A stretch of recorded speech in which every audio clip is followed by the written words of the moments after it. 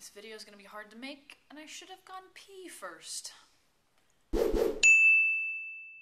Hey ladies, it is Wednesday, and it is Jess, and our topic this week is body image. So how we feel about our bodies, fat shaming, skinny shaming, how to get self-esteem with your body, that sort of thing.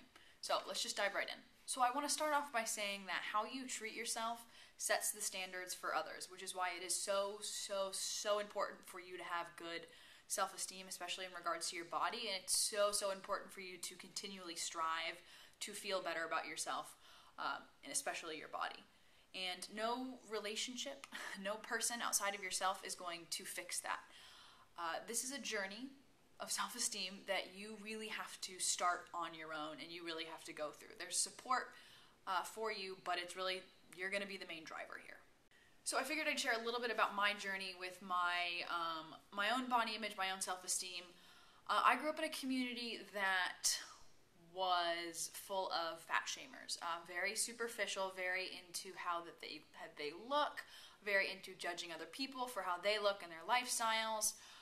Including my family. I remember walking into a coffee shop with my dad and him pointing out, the first thing he said when he walked in was he pointed out a woman and said, "Look at the fat rolls coming off of her bra straps, that's disgusting." I remember driving in the car with my dad and him pointing out a bike rider and saying, who was larger, and my dad said, "Well, God loves them more because there's more to love." I remember going to the doctor's office with my mother, and she thought that I was overweight, and she insisted that the doctor weigh me and tell me that I was overweight. And then he said, "Nope, you're right within the average, you're pretty normal," and my mother was shocked and thought that the doctor was lying. So I just grew up in a community that hated bodies and valued a very specific subset of bodies that men were supposed to have and women were supposed to have, and if you didn't fit into that, then you were a disgusting human being and you were doing something wrong. I thought that I was the ugliest kid on the planet growing up. I thought that I was fat. I thought that I was misshapen. I thought that I was covered in scars, covered in acne, smelly, horribly masculine. I avoided mirrors. I hated my body with a passion, and it didn't help that my sister, who I adore very much, but she was considered the beautiful one in the family, and I was the responsible one. I was the smart one. I was the studious one, but she was the pretty one, and that was hard for me growing up too. All throughout this, I loved who I was, but I hated how I was cased, and at first I dismissed that, saying it was superficial to care about how I looked anyways, and then I realized how much it affected me on a daily basis to not be confident about my looks, and I started to take that seriously about not having good body image, and I decided to take control and make some changes. Before I went off to college, I lost a little bit of weight. I went on Accutane. I bought my own clothes. I cut my hair. And I felt better about myself. I started to go on that journey of getting better self-esteem. Self-esteem doesn't happen overnight. You have to work at it. And it's okay. You don't have to feel ashamed for not loving your body. It's a journey. It's a journey that you have to go on, and it takes time, and that's perfectly okay that it takes time. I started off hating every single thing about my body, and I went on a journey, and I'm still on that journey, to look at my body differently. I would be lying if I said I still don't struggle with body image, which is why I don't tolerate any sort of body shaming, whether it's fat shaming or skinny shaming or any type of body shaming at all in my relationships, friendships, or otherwise, because I find that toxic and incredibly repulsive in someone else. I've undergone a major shift in how I see myself and how I see others.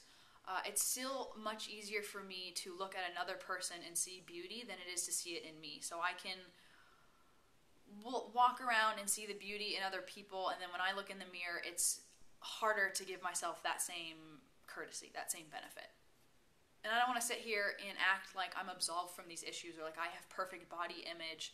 I still look in the mirror and see my thighs and wish that they were smaller, but I also look at my face and my stomach and my feet and see beauty too.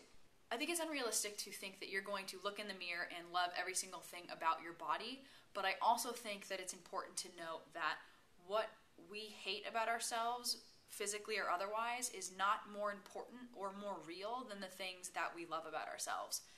And I choose to focus on the things that I like. I just want to let the viewers know who are watching this that there are people in the world who look at bodies, including your body, and don't search for flaws. Fat or thin, athletic or not, big boobs, no boobs, stretch marks, cellulite, acne, scars, all of it. You are beautiful.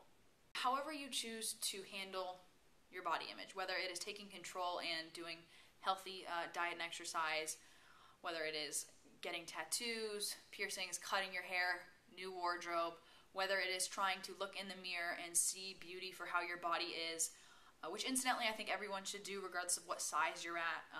You should be able to look in the mirror and see beauty for the size that you're at. But however you choose to handle your self-esteem and your body image, you are beautiful for how you are and how you choose to be. So, I hope that you guys have a good week. Look yourselves in the mirror, cut yourself a break, smile. You're beautiful. I will see you guys next Wednesday. Bye.